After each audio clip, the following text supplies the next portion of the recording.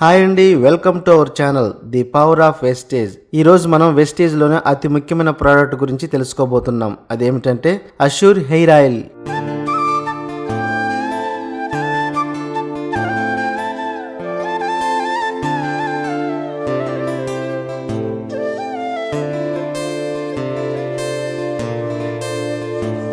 ఈ hair oil ను రెండు రకాల మిశ్రమంతో తయారు చేస్తారు. ఒకటి టీ ట్రీ చెట్టు నుంచి, రెండవది ఆర్నికా నుంచి. ఇంకా టీ ట్రీ చెట్టు నుంచి తయారు చేయడం వల్ల జుట్టును చాలా చల్లగా ఉంచుతుంది.